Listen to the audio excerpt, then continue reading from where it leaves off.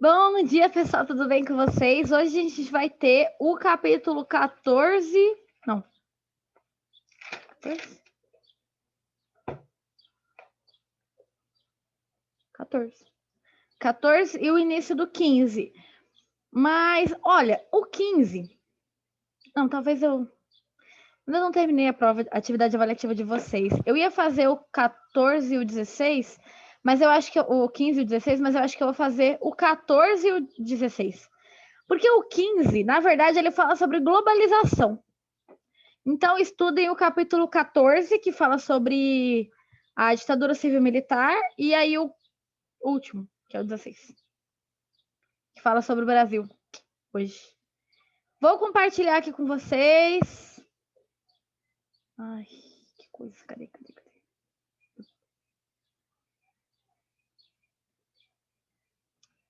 Peguem o livro.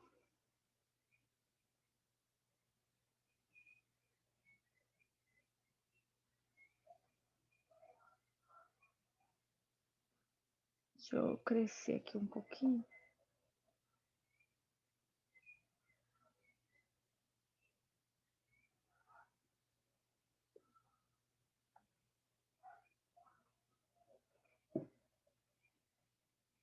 Peguei só a palavra-chave mesmo, mas eu vou explicar melhor, tá, gente? Capítulo 14. A ditadura civil-militar brasileira. Na verdade, ele vai acabar falando também sobre a ditadura nos outros países, mas muito brevemente, tá? Importa vocês lembrarem que no dia 1º de abril de 1964, as tropas brasileiras, né, acabaram tirando João Goulart do poder por causa daquelas reformas de base que a gente estudou. Lembra? A gente estava estudando nos outros capítulos, né? Que ele ia fazer as reformas de base, colocar fazer a reforma agrária, colocar a maioria das empresas particulares como estatais, então várias coisas ali que eles veem, né, como uma forma de que o socialismo esteja crescendo no Brasil. Então, para tirar isso, eles acabam aplicando um golpe, tá? No governo brasileiro. Expulsam o presidente, que era o João Goulart, ele é enviado, né? Ele acaba fugindo para o Uruguai. A ideia, pelo menos é o que os historiadores dizem, né? Hoje em dia, é que não era para ter ficado tanto tempo. Era para ter sido um período assim, tipo, até a gente arrumar alguém que não seja socialista. O negócio é que não vai dar certo. Acaba que, ao longo dos anos, os militares continuam no poder e a ditadura civil-militar dura 21 anos no Brasil. Um dos períodos mais longos, né, no quesito governo. Não foi o mesmo presidente que ficou governando. Na verdade, tiveram vários, por vários motivos. O livro de vocês não trouxe as informações pesadas sobre o assunto. Aí, eu fiquei em dúvida se foi uma questão do livro, porque eu tive muita coisa sobre isso na época da escola, mas eu penso que talvez seja mais ensino médio, tá? Então, eu vou fazer o apanhado geral, como o livro mais ou menos indica. Eu indico vocês, assistam filme, tem muito filme sobre a época da ditadura militar, civil-militar, tem muita música, tem muita coisa que a gente acaba trazendo mais no ensino médio, mas aí vocês já vão meio que preparado para isso, tá? Então, era para ter durado pouco tempo, acaba não sendo, a população ficou proibida de escolher seus governantes, então as eleições durante o período de ditadura não eram diretas, eram indiretas, quem definia quem era o presidente, seus governadores, né, seus governantes, eram os militares, tá? Eles é que decidiam isso. Foram suspensas várias liberdades, tá?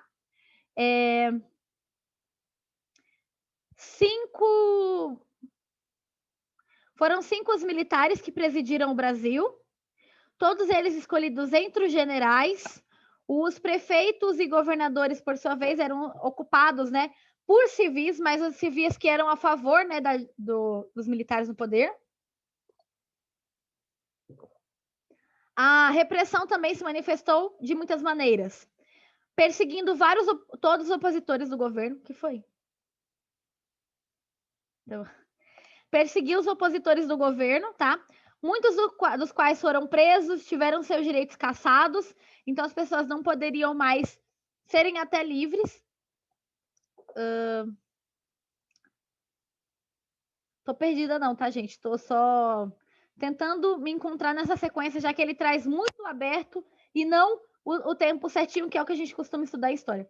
A pressão também se manifestou, tá? Os professores que eram de oposição. Se, por exemplo, se eu falo alguma coisa aqui que fosse contra os militares, amanhã não era mais eu. Costumava-se mudar, ou a pessoa era proibida, ou sumia mesmo. Eu tenho uma professora na faculdade, a Maria Augusta, mulher fantástica, amo ela, uma das melhores historiadoras que nós temos no Mato Grosso do Sul. E ela morava em São Paulo na época, e ela falou que ela e a outra professora minha, que é Celeida, também amo ela, duas professoras maravilhosas, e elas viveram um período, e elas falaram assim que, no geral, não se via isso, entendeu? A Celeida começou a ver primeiro, em que elas estavam assistindo lá a aula num dia, se o professor falasse qualquer coisa que podia desagradar o governo, no dia seguinte o professor sumiu. A pessoa poderia assumir mesmo, tipo, nem a família sabia, era muito comum esse tipo de coisa. Sequestros, né? A minha mãe, ela nasceu em 94, isso aqui é de... Minha mãe nasceu em 92, isso aqui é de 94. Ao longo dos anos, a repressão, ela começou a ser cada vez mais forte, tá? Tanto, principalmente, porque existiu os AIs, né? Os atos institucionais. Meio que o governo, ele ignorou a Constituição que tinha, tá? E ele começa a fazer essas regras, que são as regras que eles vão seguir. Se eu não me engano, existiram 20 ao longo dos anos de governo de ditadura civil militar, mas os 5 primeiros foram os piores, sendo que o quinto foi o pior de todos, tá?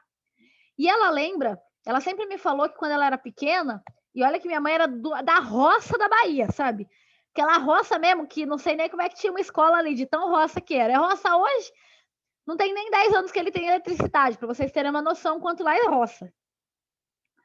E acabou que uma vez por mês ia militar lá ver o que é que o professor estava falando, para garantir com que o professor não estivesse falando algo contra o governo.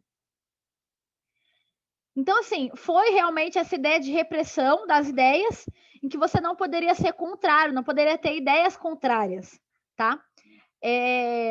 Às vezes, a minha professora mesmo, ela contou que um amigo dela foi preso porque tinha um livro de uma sátira, que era o livro vermelho, só que era um livro que não tinha nada a ver com comunismo. E é que a capa do livro era vermelha, eu não lembro direito o que ela falou do que era, mas assim, não tinha nada a ver. Era tipo de agricultura, sabe? Um negócio nada a ver. E o cara acabou sendo preso porque acharam que era um livro subversivo, né? Um livro de esquerda, ou seja, de oposição ao governo, tá? Então era muito comum esse tipo de coisa. Aconteceram intervenção nos sindicatos, né? Funcionários públicos foram impedidos de trabalhar e continuar trabalhando, quem fosse contra o governo. Parlamentares que faziam oposição ao regime foram caçados e presos. Vários deles foram extraditados, né? Proibidos de viver no Brasil, foram exilados do Brasil porque estavam contra a ditadura civil-militar. Eles se viam como os grandes salvadores, né? Da política econômica brasileira. Então, eles falavam assim: se você está contra a gente, você está contra o Brasil. Então, você deve ir embora. Isso, assim, os mais leves eram exportados, né? Se você pensar o tanto de série, filme, livro que tem falando sobre as pessoas que sumiram, a Comissão da Verdade sendo uma das principais instituições para mostrar a história daqueles que desapareceram, né? A gente falou em geografia no ano passado sobre a construção das avenidas, né?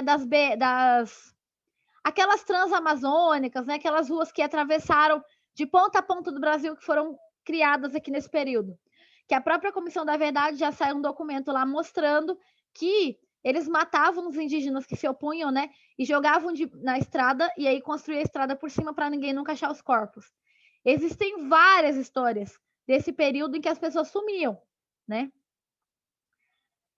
Eu já fui em delegacia dessa época. É bem interessante, mas daqui a pouco eu conto melhor sobre isso.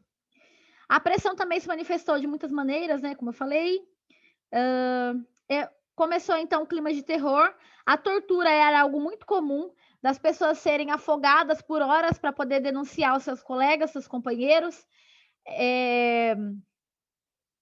O pau de arara, né, que é aquela ideia de que a pessoa tem um pau, e aí ela tem que ficar toda amarrada assim, né? Nessa posição por horas também não era uma coisa fácil de ficar, tá? A vida da população passou a ser regida por dispositivos autoritários, os AI-5, né, como eu falei. Então, por exemplo, a pessoa não podia ficar em comunidade, vários grupinhos ali na rua, conversando, que poderia ser vagabundagem, sabe? A pessoa não tá fazendo nada, devia estar trabalhando.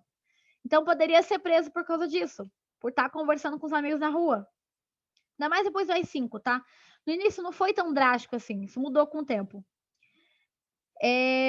Desconsiderando a Constituição, sem a necessidade de aprovação do Congresso, né? Eles vão acabar, um dos atos acaba fechando o Congresso, então só o governo ali do próprio exército vão poder falar quais são as leis. Esses atos combatiam a corrupção e a subversão que estaria a formar o Brasil, tá? Muito forte a censura nas comunicações. As pessoas criou-se, né, uma instituição ali de censura em que não poderia falar contra o governo em jornais, nas músicas, na TV, no rádio. Então, para qualquer programa que fosse no ar, qualquer coisa que fosse lançada no jornal, teria que passar pelo censor, né? E costumava-se ter um censor em cada uma dessas estruturas para poder observar se tinha alguma coisa contra o governo. Mas eu gostaria que vocês escutassem sobre a música Cálice, do Chico Buarque de Holanda. Ele é uma música que cai muito em vestibular, tá? E por que eu tô falando dessa música? Principalmente porque cai em vestibular. E é muito interessante, porque o censor, às vezes eu acho que o censor era burro, eu não sei o que acontece. Porque se quem já escutou a música Cálice, hoje, assim que acabar a aula, para tudo e escuta. Ela é uma música contra o governo, tá? Mas a letra dela não é exatamente isso. Então o censor não entendeu, achou que era só o que tava falando ali mesmo e segue. O baile e a música pode sair, sabe? É um período das músicas conhecidas como Tropicália, que são as músicas exatamente contra, né? De dizeres contra o governo, tá? Muito comum em jornais a pessoa falar alguma coisa contra o governo e o censor censurar e de repente ali ter uma receita de bolo no jornal. Porque o governo achou que poderia ser algo contra ele, tá? Então acontecia bastante esse tipo de coisa. Então os artistas, eles foram bem reprimidos com a forma de expressão, né? Principalmente aquelas que são críticas ao governo, e foi um período de grande crescimento econômico, tá? Esse crescimento econômico, ele se deu, né, também conhecido como milagre econômico brasileiro ou milagre econômico. O Brasil entrou em um período de grande ascensão e inflação descontrolada, né, pós isso. Por quê? Ele pegava muito dinheiro emprestado de fora, então tinha muito dinheiro circulando no Brasil. E quem sabe um pouquinho de economia sabe, se tem muito dinheiro circulando, o dinheiro fica desvalorizado e por isso a inflação aumenta, o dinheiro está desvalorizado, precisa de mais dinheiro para comprar os produtos, né? Como estamos acontecendo hoje em dia aqui no Brasil, né? O arroz tem lugar que está a R$ 47 o quilo, 5 quilos de arroz, né? Um absurdo. Mas é uma inflação, né? Esse período, exatamente porque tem muito dinheiro circulando, então acaba que o dinheiro fica desvalorizado. Oferta e procura. Já expliquei sobre isso para vocês, né? Então, como eles vão pegar muito dinheiro de fora para poder construir várias obras públicas, eles são muito de obras públicas, tá? E essas obras públicas vão ajudar porque assim as pessoas vão ter trabalho. Gente, gostaria que vocês entendessem algumas coisas. Primeiramente, a ditadura, ela foi considerada por muitos anos como uma ditadura militar. Recentemente que ela mudou como civil-militar porque uma boa parte do povo que não era militar também apoiava a ditadura. Porque via como uma forma de não permitir com que os comunistas invadissem o Brasil. Já falei para vocês que a gente tem uma mania de ficar achando que os comunistas vão invadir o Brasil. E aí eles acabavam apoiando tanto que, como eu disse, a minha professora, ela tem anel que ela ganhou do governo, que ela doou ouro pelo Brasil. As pessoas, os civis, davam dinheiro, vendia móveis, vendia roupa, vendia joias de família para poder dar para o governo poder manter, né, a ordem civil-militar que estava ocorrendo. Se os meus pais, não lembro se eles falaram, mas acho que sim, eles tiveram aquelas matérias... Ai, como é que é? Ai, meu Deus, não acredito que eu esqueci. Que era uma matéria de, tipo, como se comportar, né? Tipo um civil e ética, eu esqueci o nome da matéria. Ensinava como se comportar, como se comportar na frente das pessoas, como obedecer ao governo, aos militares, aos superiores, né? Porque essa questão de hierarquia no militar é fácil. Agora, para a população geral, a gente não está acostumado com hierarquia, né? A gente não tem muito isso, a não ser que seja no emprego. E ainda assim, hoje em dia, se você trabalhar numa startup, nem isso você vai ter. Você vai ser praticamente dono ou ali do seu próprio negócio, entendeu? Se você for empreendedor também. Mas na época, não. Existia essa ideia de que a pessoa precisava ter ordem. Não é à toa que a nossa bandeira tem esse nome, Ordem e Progresso. É a ideia de que a gente tem uma estrutura. Era uma ideia bem positivista, né? Militar, de que a gente precisa ter isso mais estruturadinho, tá? Não estou aqui para falar bem ou mal da estrutura como se administra, mas sim da forma de tortura. Isso é uma coisa ruim, tá? Não vou falar que eu não vou me colocar em função contra a ditadura no sentido de tortura, porque foi ruim. Mas o milagre econômico foi uma coisa grande. Foi uma das épocas que o Brasil mais cresceu economicamente, foi nesse período. Hoje em dia também se sabe que teve muita roubalheira. Mas que algumas pessoas falem assim, não teve. Teve sim. Até porque muita coisa quando acabou, os próprios militares depois eles acabaram contando, muita coisa quando acabou, quando estava ali no processo final, né, eles destruíram as provas que tinha contra eles da roubalheira que aconteceu. Gente, eu vou dizer que toda a nossa história brasileira roubou o Brasil. Todos os governantes. Não estou falando bem de ninguém, não. Todos, nenhum deles presta, tá? Nem de hoje, nem de ontem, nem de anteontem, nem de anteontem, nenhuma política prestou, todas elas foram ruins. E eu sou muito a favor de política, já falei isso várias vezes, mas os políticos, complicado. Então, do ponto de vista social, o período foi marcado pelo aumento na concentração de renda, né? As pessoas que eram ricas ficaram mais ricas, porque tinha essa valorização de ter indústrias, né? De ter estruturas melhores. E, em compensação, a desigualdade cresceu. As pessoas pobres ficaram cada vez mais pobres, tá? Quem aí conhece a música do Bom Xibom, Xibom, Bom? Boa aí pra vocês cantar. Tá? Talvez vocês não conheçam, porque eu era pequena quando essa música saiu, então... A Júlia Perim conhece. Aí, Júlia. Então, no benefício... Deixa eu ver aqui o chat. Se vocês tiverem dúvida, gente, coloca aí no chat, tá? Do ponto de vista social, como eu falei, o país beneficiava-se apenas de uma pequena parcela da sociedade. Só uma parcela crescia, né, financeiramente. A maior parte da população vivia uma renda muito baixa. Como eu falei para vocês, as pessoas eles davam dinheiro, eram a favor da ditadura militar, por quê? Achavam que assim ia manter a ordem e o progresso sem os comunistas. Né? A gente está vivendo aqui um período de guerra, de pós-guerra, né? de guerra, na verdade, de Segunda Guerra Mundial. O grande apoio ao regime ditatorial encontrou juntamente setores da sociedade, né? Principalmente jornalistas, empresários, banqueiros, políticos, policiais, donas de casa, religiosos, entre outros. Quem aí assistiu o filme Dois Papas? Achei um filme fantástico. Acho desvalorizado esse filme. Não sou católica, mas amei o filme, até porque conta a história do Francisco, né, que é o nosso Papa atual. Nosso não, né? O Papa atual que a gente está vivendo agora. E conta a história dele e ele como um apoiador do regime ditatorial na Argentina. Então, para vocês entenderem como as pessoas realmente foram a favor, acreditando que essa era a melhor forma. Acabou que hoje em dia o Papa Francisco foi exatamente para o outro lado, né? Ele passou de um lado para o outro, mas no início ali, ele apoiando, né, e ajudando o regime. Tanto que ele chegava a denunciar pessoas que eram amigas dele, que eram contra o regime ditatorial. Por isso que eu falei que esse filme é interessante, porque ajuda bem a entender. Então, os próprios religiosos, no início, eram muito a favor dos militares, como é hoje em dia, pode ver, né?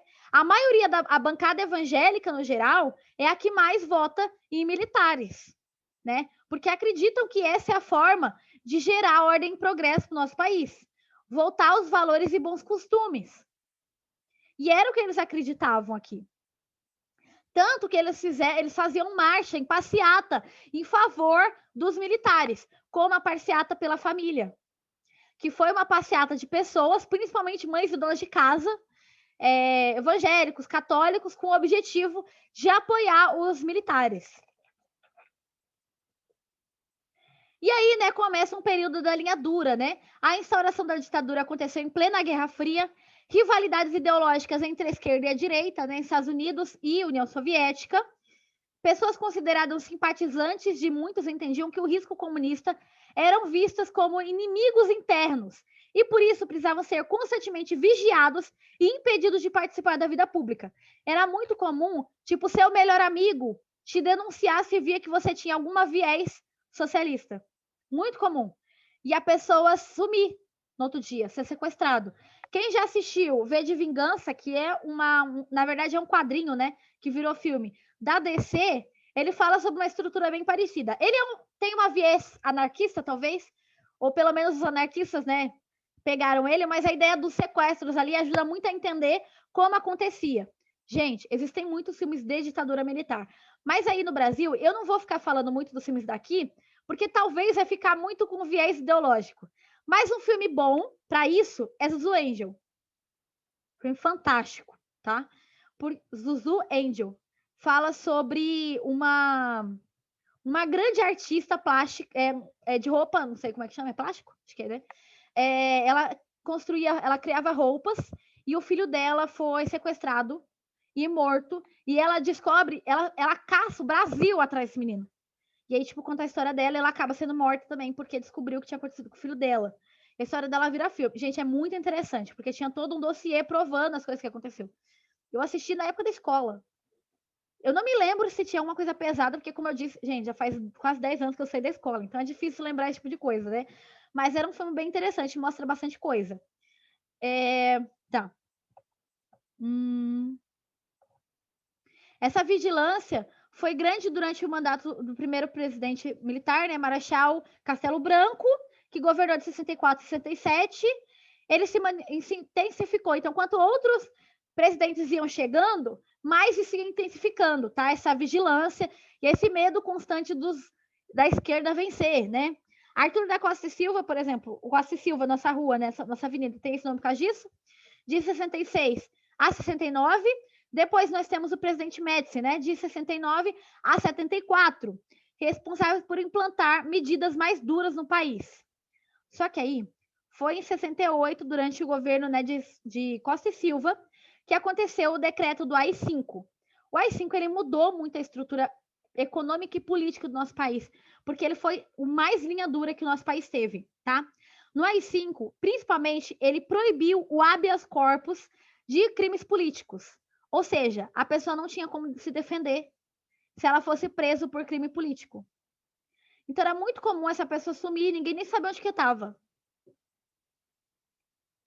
Para os chamados crimes políticos, proibiu qualquer tipo de manifestação política, acabou com diversas garantias constitucionais, censurou as artes e os meios de comunicação, foi uma resposta do governo às manifestações de estudantes e trabalhadores que iam às ruas reivindicar o retorno da democracia. Cada vez mais foi crescendo, né, as manifestações. Nós temos, por exemplo, um exemplo do Congresso da UNE, né, que é a União dos Estudantes Nacionais, que aconteceu em Ibiúna. Gente, a casa dos meus pais é do lado desse lugar, e eu só descobri na faculdade, lendo um livro lá que a faculdade mandou, e estava ali, Murundu, eu falei, casa dos meus pais! Meus pais moram no terreno que aconteceu isso aqui, que foi o congresso ilegal da UNE, porque a UNE também não estava podendo, né, se reunir, porque ela falava muita coisa contra a ditadura, né, e fortalecia os estudantes para falar coisas contra a ditadura. E acaba que eles vão para lá. Eu conheço, decorei o refrão. Legal. Eu gosto bastante de Cálice. E acaba que a ditadura, os militares acabam lá, né, prendendo vários estudantes. É bem interessante a história. De 67. Eu vou tirar a imagem do livro para vocês verem, porque ele conta a história do movimento estudantil para poder garantir, né, a liberdade de pensamento, de ideias, a liberdade dos jovens mesmo. Aí esses anos, né, foram considerados do AI-5, são os anos de chumbo, né?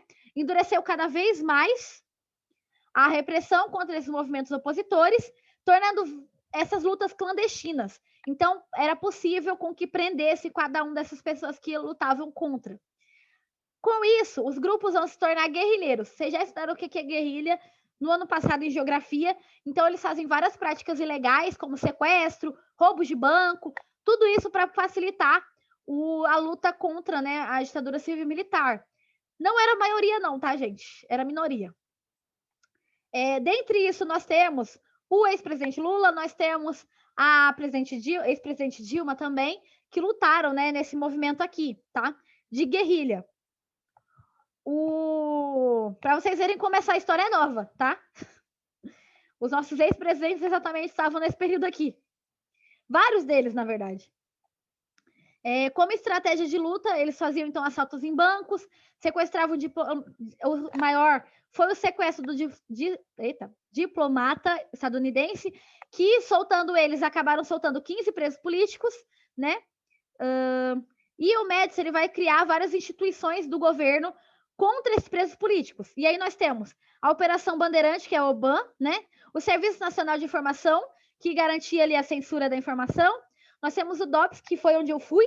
O DOPS lá em São Paulo, ele é aberto para visitação, para você conhecer como era a cela, como eles moravam.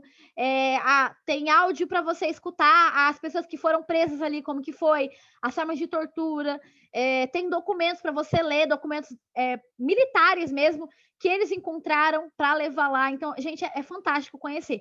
Se você tiver a oportunidade de ir em São Paulo, eu, como historiadora, todos os lugares que eu fui, para mim o DOPS é o favorito, porque ajuda muito a entender uma história muito recente do nosso país, tá? Destacamento de Operações e Informações de Centros de Operações de Defesa Interna, que é o DOI-CODE. Também aconteceu o DOI-CODE ali no DOPS, tá? Que são essas estruturas de informação. Eles vigiavam os telefones, a população no geral, para descobrir se alguém estava falando contra o exército. E mesmo depois, né, que aconteceu ali o período de finalização, o DOI-CODE lá tem provas de que a população era vigiada até 88, que foi depois da abertura, porque eles acreditavam que eles iam voltar para o poder, tá? Durante o milagre econômico, né, ali aconteceu em 1970, a ganhada, né, ganhada é bom, né? Os jogadores de futebol ganharam a Copa Mundial de 70, uma das Copas mais ilustres, né? Porque tinha Pelé, tinham vários. Quem gosta de futebol aí vai poder falar melhor, mas tinham várias pessoas ali que são grandes jogadores de futebol. E eles ganharam, né? O slogan até o momento era ninguém segura esse país, porque era de grande crescimento econômico. Então as pessoas. E era importante que eles ganhassem a Copa, foi até meio que mandado, porque precisava se ver o quanto o Brasil estava crescendo durante esse período, de fato estava economicamente, né? E aí eles vão mudar o slogan depois de 70 para Brasil, ame-o ou deixe-o. Se você não é a favor da estrutura que está acontecendo, então deixa o país, vai embora, ninguém quer você. Era tipo isso. Aumento significativo internacional, o petróleo vai aumentar, o Brasil vai ter uma dificuldade financeira, né? A inflação vai cada vez crescer mais, não conseguiam manter essa estrutura de alta inflação. Aí sim a população vai começar a ser contra, né? A maioria da população vai ser contra e eles vão precisar passar por um processo de redemocratização, tá? Isso muito brevemente, gente, porque tem muitas outras coisas para falar. Foram 21 anos, né? Cada governo ele foi muito específico, por isso que eu estou falando. Vão atrás de mais coisa. O livro está muito superficial, na minha opinião. Eu não vou ter tempo de falar mais. Pressionado, então, o Geisel deu início a um processo de reabertura, né? Lenta, gradual e segura, porque, como eu disse, eles acreditavam que uma hora eles iam voltar, né? Um processo de transição de cima para baixo, tá? O Congresso aprovou a revogação do AI-5, então suspendeu, né, o AI-5. Coloca o nome no chat aí de quem está participando da aula, por favor. E tentem não riscar o... Tá. Também enfrentando pressões populares, o sucessor de Geisel, João Batista Figueiredo, também era militar, né? Pouco a pouco começou a aprovar leis que conduziam o Brasil a uma redemocratização, né? Uma dessas leis foram a anistia, né? A liberdade dos presos políticos. Isso permitiu o retorno dos exilados políticos. Mais de 10 mil pessoas que haviam se refugiado no exterior retornaram ao Brasil. 10 mil pessoas só presos políticos, tá? Ao mesmo tempo que presos políticos foram retornados à liberdade, né? Em contrapartida, a mesma lei também liberou os agentes da ditadura envolvidos em torturas, assassinatos. Por quê? Com essa anistia, então era a lei que não existia o crime de guerra ou crime durante esse período. Então, qualquer pessoa, independente se era ditador ou não, ou civil, né? Se era militar ou civil, aquilo que aconteceu ali ficou esquecido. Então, muita gente critica porque nem pôde julgar as pessoas que fizeram coisas ruins, coisas erradas, né? De tortura, massacre, assassinato, porque existiu essa lei de anistia. Em 1979, o governo aprovou uma lei pondo fim à bipolarização, né, bipartidarismo. Então, vários partidos começaram ali a surgir, logo de cara 5, tá? E aí, depois de um tempo, aconteceu as direitas já. Meu pai disse que ele participou das direitas já, então, justamente a juventude estudantil pintou as caras pintar. Não, eles foram nas diretas pedindo, na verdade, que são dois movimentos, pedindo para que as pessoas pudessem votar em presidente, porque ainda não era. Mesmo que eles estivessem redemocratizando, né, tornando mais acessível as coisas, para presidente ainda não era. O Congresso acabou aprovando uma emenda. As pessoas foram aos comícios trajando camisetas amarelas, cor escolhida para ser o símbolo da campanha. O movimento ficou conhecido como direta já, mas ele fracassou. O Congresso Nacional frustrou as expectativas da população, colocando ali, né, a emenda do Duarte de Oliveira, ou seja, o colégio eleitoral formado pelos deputados e senadores. Então, o primeiro presidente, ele não era... não foi o povo que escolheu, né? 2 candidatos, eles vão despontar ali para tentar a eleição, e é o Tancredo Neves e o Paulo Maluf. O negócio é que o Tancredo Neves acabou saindo vitorioso, mas ele ficou doente e morreu na véspera de receber de começar a ser o presidente. Aí entrou o vice dele, que era o José Sarney, que também estava envolvido nisso tudo aqui que eu falei, né? Ex-presidente da Arena, então ofereceu sustentação à ditadura civil-militar, né? Ele era a favor, tá? Uma nova fase da história, a nova república, né? Uma transição de democracia, aprovação de uma...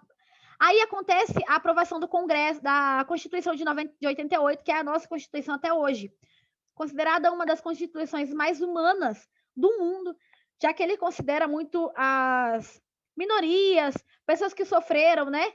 Então, eles tentam ajudar o máximo de pessoas possíveis. Com seus 25 artigos, ela assegurou direitos civis, porque a gente já não tinha mais, né? E trouxe importantes conquistas sociais para a população. Por exemplo, proibiu a censura prévia às manifestações artísticas, então as pessoas podem se manifestar, todo mundo aqui tem direito a se manifestar livremente, porque está na Constituição. Proibiu a prática da tortura, é proibido por lei, tortura, tanto que essa semana aconteceu, né? Aqui em Mato Grosso do Sul, se eu não me engano, no interior, uma mulher na polícia estava algemada e foi espancada. E isso é proibido. O cara está sendo caçado por causa disso. Saiu essa semana. Direito às pessoas a saberem quais informações a seu respeito se encontram disponíveis em todo e qualquer órgão público. Então, você pode jogar lá e descobrir o que está disponível, o que as pessoas estão ouvindo de você, o que sabem de você, porque as pessoas não sabiam, né? Criação de seguro-desemprego, criação de licença maternidade, direito ao voto aos analfabetos, liberdade de ensino e aprendizagem, liberdade de expressão e da imprensa. Aí foi criada a Carta do Cidadão, né? As comunidades quilombolas tiveram mais autonomia, porque agora tá por direito, elas têm liberdade para desenvolver suas características, né? De cultura, de valorização da sua cultura e identidade. Durante os anos da ditadura civil-militar, chegou a haver prisões e mortes de pessoas ligadas ao campo e a territórios indígenas, né? E isso a gente consegue